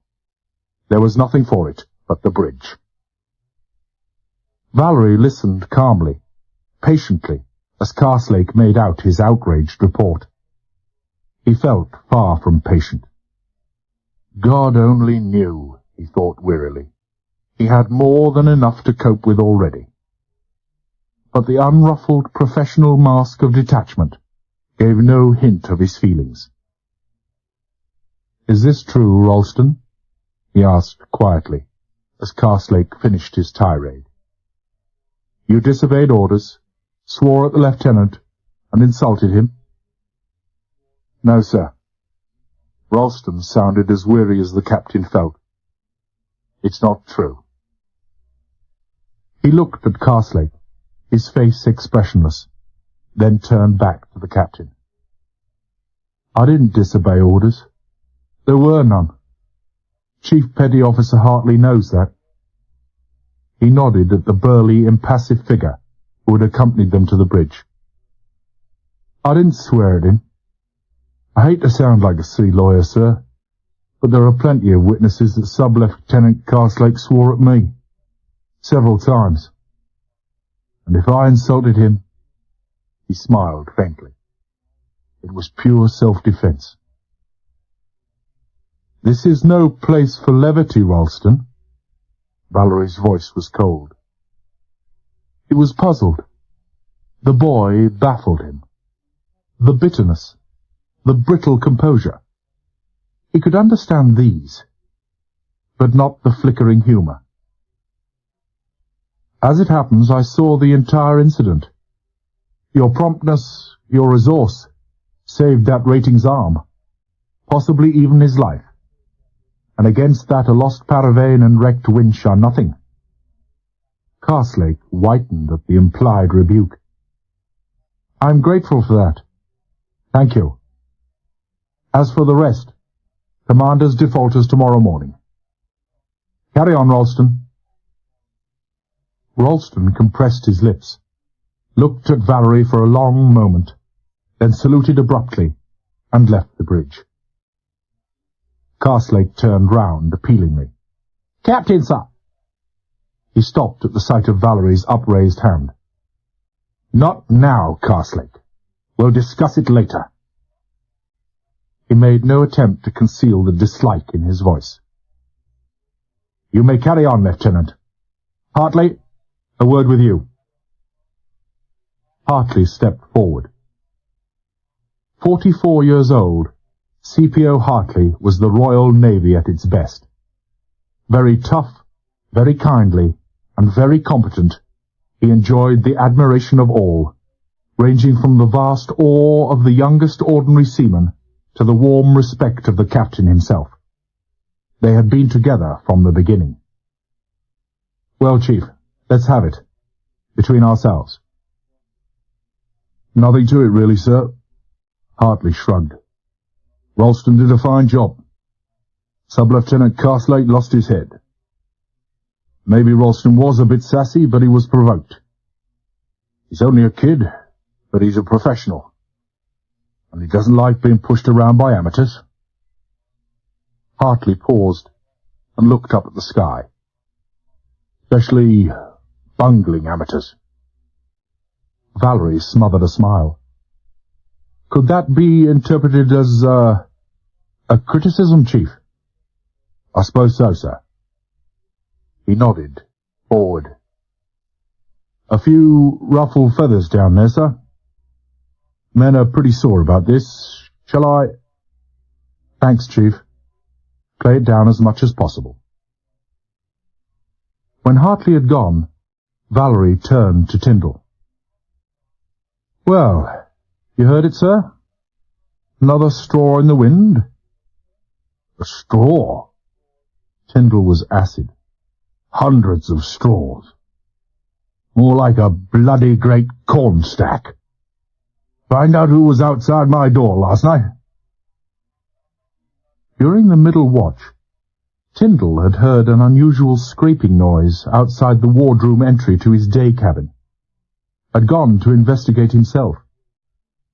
In his hurry to reach the door, he knocked a chair over, and seconds later he had heard a clatter and the patter of running feet in the passage outside. But when he had thrown the door open, the passage had been empty. Nothing there. Nothing at all, except a file on the deck below the case of Navy Colt .445s. The chain on the trigger guards was almost through. Valerie shook his head. No idea at all, sir. His face was heavy with worry. Bad. Really bad. Tyndall shivered in an icy flurry. He grinned crookedly. Real Captain Teach stuff, eh? Pistols and cutlasses and black-eye patches storming the bridge? Valerie shook his head impatiently. No, not that.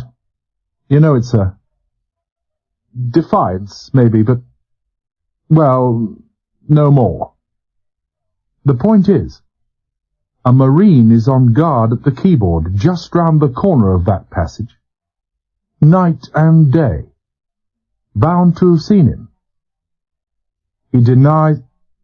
The rotter's gone that far. Tyndall whistled softly. A black day, Captain. What does our fire-eating young Captain of Marines say to that? Foster. Pooh-poohs the very idea, and just about twists the ends of his moustache off. Worried to hell. So's Evans, his colour sergeant. So am I, said Tyndall feelingly. He glared into space. The officer of the watch, who happened to be in his direct line of vision, shifted uncomfortably.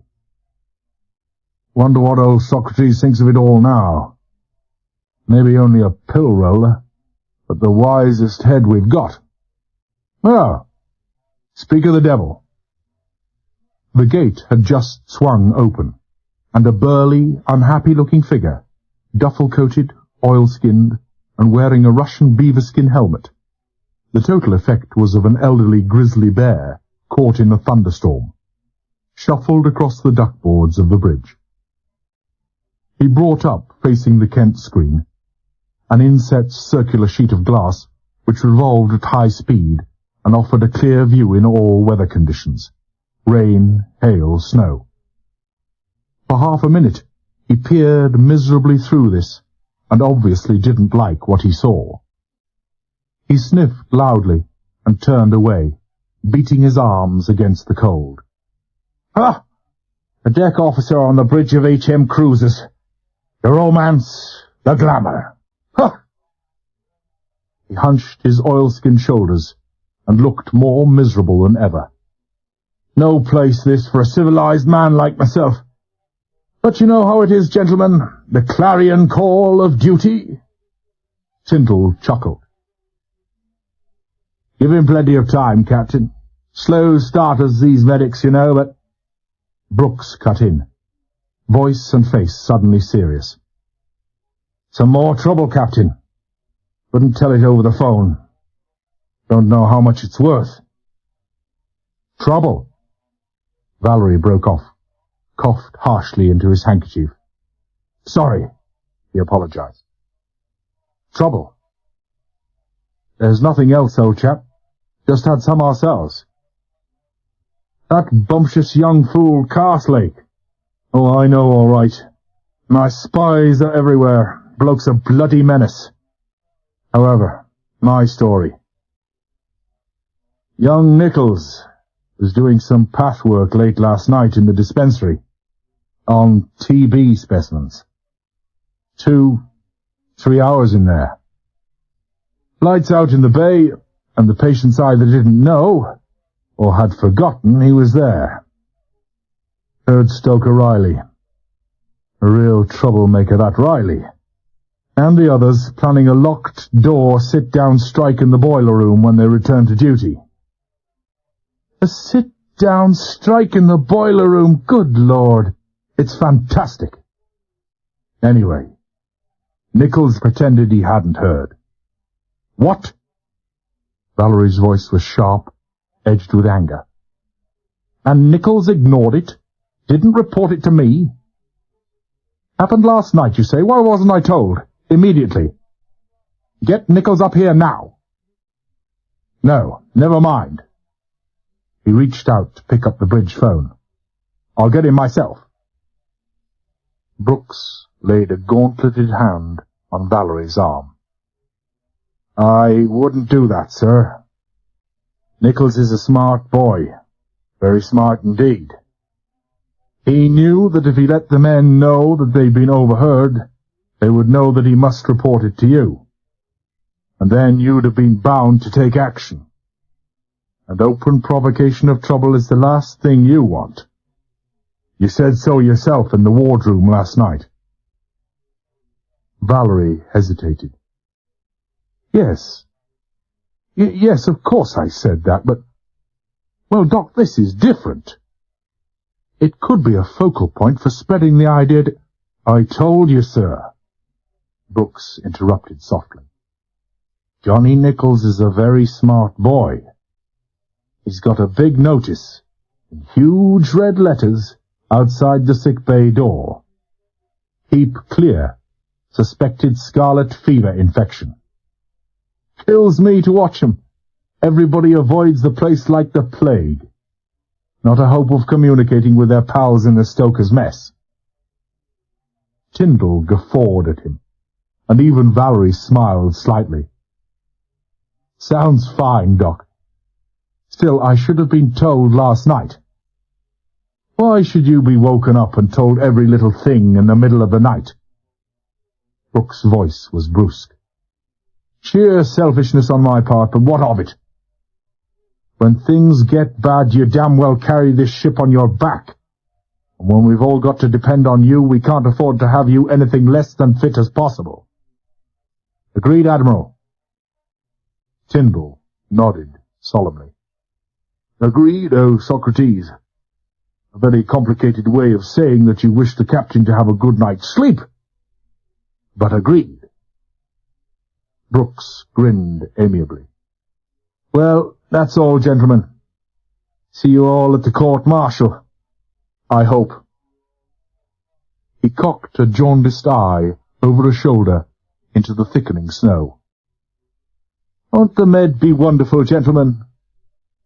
He sighed and slid effortlessly into his native Galway brogue. "Malta in the spring, the beach at Sleema, with the white houses behind, where we picnicked 100 years ago. The soft winds, me darling boys, the warm winds, the blue skies, and Chianti under a striped umbrella." "Off!" Tyndall roared. "Get off this bridge, Brooks, or I'll—" "I'm gone already," said Brooks. "A sit-down strike in the boiler room. Ah! First thing you know, there'll be a rash of male suffragettes chaining themselves to the guardrails." The gate clanged shut behind him. Valerie turned to the Admiral, his face grave. "Looks as if you were right about that cornstack, sir." Tyndall grunted, non-committally. "Maybe. Trouble is, the men have nothing to do right now except brood and curse and feel bitter about everything. Later on it'll be all right. Perhaps. When we get, busier, you mean?" When you're fighting for your life, to keep the ship afloat, well, you haven't much time for plots and pondering over the injustices of fate. Self-preservation is still the first law of nature. Speaking to the men tonight, Captain?" "Usual routine broadcast, yes. In the first dog, when we're all closed up to dusk action stations." Valerie smiled briefly. "Make sure that they're all awake." "Good. Lay it on, thick and heavy. Give them plenty to think about. And, if I'm any judge of Vincent Starr's hints, we're going to have plenty to think about this trip. It'll keep 'em occupied." Valerie laughed. The laugh transformed his thin, sensitive face. He seemed genuinely amused. Tyndall lifted an interrogatory eyebrow. Valerie smiled back at him.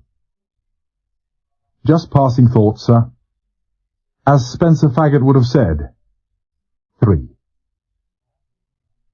All day long, the wind blew steadily out of the nor-northwest. A strong wind, and blowing stronger. A cold wind, a sharp wind full of little knives. It carried with it snow and ice, and the strange dead smell born of the forgotten ice caps that lie beyond the barrier. It wasn't a gusty, blowing wind. It was a settled, steady kind of wind, and it stayed fine on the starboard bow from dawn to dusk. Slowly, stealthily, it was lifting a swell. Men like Carrington, who knew every sea and port in the world, like Valerie and Hartley, looked at it and were troubled, and said nothing. The mercury crept down, and the snow lay where it fell. The tripods and yardarms were great glistening Christmas trees, festooned with woolly stays and halyards. On the mainmast, a brown smear appeared now and then, daubed on by a wisp of smoke from the after funnel, felt rather than seen. In a moment, it would vanish. The snow lay on the deck and drifted. It softened the anchor cables on the forecastle deck into great fluffy ropes of cotton wool, and drifted high against the breakwater before a turret. It piled up against the turrets and superstructure, swished silently into the bridge, and lay there slushily underfoot. It blocked the great eyes of the director's rangefinder. It crept unseen along passages. It sifted soundlessly down hatches. It sought out the tiniest unprotected chink in metal and wood, and made the mess decks dank and clammy and uncomfortable. It defied gravity and slid effortlessly up trouser legs, up under the skirts of coats and oilskins, up under duffel hoods, and made men thoroughly miserable. A miserable world, a wet world, but always and predominantly a white world of softness and beauty and strangely muffled sound. All day long it fell, this snow, fell steadily and persistently, and the Ulysses slid on silently through the swell, a ghost ship in a ghost world. But not alone in her world. She never was these days. She had companionship, a welcome, reassuring companionship. The company of the 14th Aircraft Squadron, a tough, experienced and battle-hardened escort group, almost as legendary now as that fabulous Force 8, which had lately moved south to take over that other suicide run, the Malta Convoys. Like the Ulysses, the squadron steamed north-northwest all day long. There were no doglegs, no standard course alterations. Tyndall abhorred the zigzag, and, except on actual convoy, and then only in known U-boat waters, rarely used it. He believed, as many captains did, that the zigzag was a greater potential source of danger than the enemy. He had seen the Curaçao, 4,200 tons of cockleshell cruiser, swinging on a routine zigzag, being trampled into the grey depths of the Atlantic under the mighty forefoot of the Queen Mary. He never spoke of it, but the memory stayed with him. The Ulysses was in her usual position, the position dictated by her role of squadron flagship, as nearly as possible in the centre of the 13 warships. Dead ahead steamed the cruiser Sterling. An old Cardiff-class cruiser, she was a solid, reliable ship, many years older and many knots slower than the Ulysses. Adequately armed with 5 single 6-inch guns, but hardly built to hammer her way through the Arctic gales. In heavy seas, her wetness was proverbial. Her primary role was squadron defence. Her secondary, to take over the squadron if the flagship were crippled or sunk. The carriers, Defender, Invader, Wrestler, and Blue Ranger, were in position to port and starboard. The Defender and Wrestler slightly ahead of the Ulysses, the others slightly astern. It seemed de rigueur for these escort carriers to have names ending in ER, and the fact that the Navy already had a Wrestler, a Force 8 destroyer, and a Defender, which had been sunk some time previously off Trabuc, was blithely ignored. These were not the 35,000-ton giants of the regular fleet, ships like the Indefatigable and the Illustrious, but 15 to 20,000-ton auxiliary carriers, irreverently known as banana boats. They were converted merchantmen, American-built. These had been fitted out at Pascagoula, Mississippi, and sailed across the Atlantic by mixed British-American crews. They were capable of 18 knots, a relatively high speed for a single-screw ship. The Wrestler had 2 screws, but some of them had as many as 4 Bush-Sulzer diesels geared to the one shaft. Their painfully rectangular flight decks, 450 feet in length, were built up above the open forecastle. One could see right under the flight deck forward of the bridge, and flew off about 30 fighters, Grummons, Seafires, or, most often, Corsairs, or 20 light bombers. They were odd craft, awkward, ungainly, and singularly unwarlike. But over the months they had done a magnificent job of providing umbrella cover against air attack, of locating and destroying enemy ships and submarines. Their record of kills, above, on, and below the water, was impressive, and frequently disbelieved by the Admiralty. Nor was the destroyer screen calculated to inspire confidence among the naval strategists at Whitehall. It was a weird hodgepodge, and the term destroyer was a purely courtesy one. One, the Nairn, was a river-class frigate of 1,500 tons. Another, the Eager, was a fleet minesweeper, and a third, the Gannet, better known as Huntley and Palmer, was a rather elderly and very tired Kingfisher corvette, supposedly restricted to coastal duties only. There was no esoteric mystery as to the origin of her nickname. A glance at her silhouette against the sunset was enough. Doubtless her designer had worked within Admiralty specifications. Even so, he must have had an off day. The Vectra and the Viking were twin-screwed, modified V and W destroyers, in the superannuated class now, lacking in speed and firepower, but tough and durable. The Balliol was a diminutive Hunt-class destroyer, which had no business in the great waters of the north. The Port Patrick, a skeleton-lean four-stacker, was one of the 50 Lend-Lease World War I destroyers from the United States. No one even dared guess at her age. An intriguing ship at any time, she became the focus of all eyes in the fleet, and a source of intense interest whenever the weather broke down. Rumour had it that 2 of her sister ships had overturned in the Atlantic during a gale. Human nature being what it is, everyone wanted a grandstand view, whenever weather conditions deteriorated to an extent likely to afford early confirmation of these rumours. What the crew of the Port Patrick thought about it all was difficult to say. These 7 escorts, blurred and softened by the snow, kept their screening stations all day. The frigate and minesweeper ahead, the destroyers at the sides, and the corvette astern.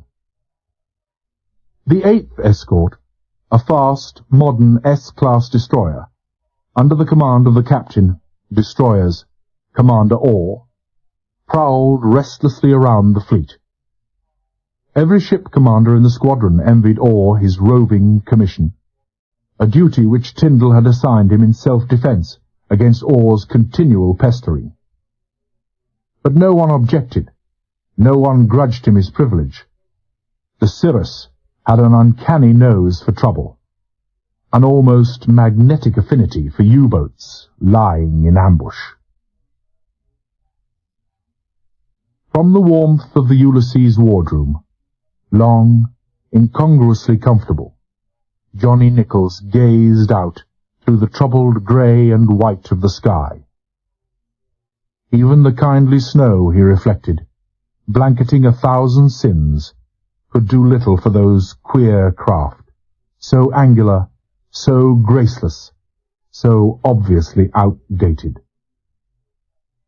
He supposed he ought to feel bitter at my lords of the Admiralty, with their limousines and armchairs and 11s, with their big wall maps and pretty little flags, sending out this raggle-taggle of a squadron to cope with the pick of the U-boat packs, while they sat comfortably, luxuriously at home. But the thought died at birth. It was, he knew, grotesquely unjust. The Admiralty would have given them a dozen brand new destroyers, if they had them. Things, he knew, were pretty bad, and the demands of the Atlantic and the Mediterranean had first priority. He supposed, too, he ought to feel cynical, ironic, at the sight of these old and worn-out ships. Strangely, he couldn't. He knew what they could do, what they had done. If he felt anything at all towards them, it was something uncommonly close to admiration, perhaps even pride. Nichols stirred uncomfortably, and turned away from the porthole. His gaze fell on the somnolent form of the Kapok Kid, flat on his back in an armchair, an enormous pair of fur-lined flying boots perched above the electric fire. The Kapok Kid, Lieutenant the Honourable Andrew Carpenter, R.N., navigator of the Ulysses, and his best friend. He was the one to feel proud, Nichols thought wryly. The most glorious extrovert Nichols had ever known, the Kapok Kid was equally at home anywhere, on a dance floor or in the cockpit of a racing yacht at Cowes, at a garden party, on a tennis court, or at the wheel of his big crimson Bugatti, windscreen down and the loose ends of a 7-foot scarf streaming out behind him. But appearances were never more deceptive. For the Kapok Kid, the Royal Navy was his whole life, and he lived for that alone. Behind that slightly inane facade lay, besides a first-class brain, a deeply romantic streak, an almost Elizabethan love for sea and ships, which he sought, successfully he imagined, to conceal from all his fellow officers. It was so patently obvious that no one ever thought it worth the mentioning. Theirs was a curious friendship, Nichols mused, an attraction of opposites, if ever there was one. For Carpenter's hail fellow ebullience, his natural reserve and reticence were the perfect foil. Over against his friend's near idolatry of all things naval stood his own thoroughgoing detestation of all that the Kapok Kid so warmly admired. Perhaps because of that overdeveloped sense of individuality and independence, that bane of so many Highland Scots, Nichols objected strongly to the 1,001 pinpricks of discipline, authority, and bureaucratic naval stupidity which were a constant affront to his intelligence and self-respect. Even 3 years ago, when the war had snatched him from the wards of a great Glasgow hospital, his first year's internship barely completed, he had had his dark suspicions that the degree of compatibility between himself and the senior service would prove singularly low. And so it had proved. But in spite of this antipathy, or perhaps because of it, and the curse of a Calvinistic conscience, Nichols had become a first-class officer. But it still disturbed him vaguely, discovering himself something akin to pride in the ships of his squadron. He sighed. The loudspeaker in the corner of the wardroom had just crackled into life. From bitter experience, he knew that broadcast announcements seldom presaged anything good. "Do you hear that? Do you hear that?" The voice was metallic, impersonal. The Kapok Kid slept on in magnificent oblivion. "The captain will broadcast to the ship's company at 17:30 hours tonight. Repeat. The captain will broadcast to the ship's company at 17:30 hours tonight. That is all." Nichols prodded the Kapok Kid with a heavy toe. "On your feet, Vasco. Now's the time if you want a cup of char before getting up there and navigating." Carpenter stirred, opened a red-rimmed eye. Nichols smiled down encouragingly. "Besides, it's lovely up top now. Sea rising, temperature falling, and a young blizzard blowing. Just what you were born for, Andy boy." The Kapok Kid groaned his way back to consciousness, struggled to a sitting position, and remained hunched forward, his straight flaxen hair falling over his hands. "What's the matter now?" His voice was querulous, still slurred with sleep. Then he grinned faintly. "Know where I was, Johnny?" he asked reminiscently. "Back on the Thames, at the Grey Goose, just up from Henley. It was summer, Johnny, late in summer, warm and very still. Dressed all in green she was." "Indigestion," Nichols cut in briskly. "Too much easy living. It's 4:30 and the old man's speaking in an hour's time. Dusk stations at any time. We better eat." Carpenter shook his head mournfully. "The man has no soul, no finer feelings." He stood up and stretched himself. As always, he was dressed from head to foot in a one-piece overall of heavy quilted kapok,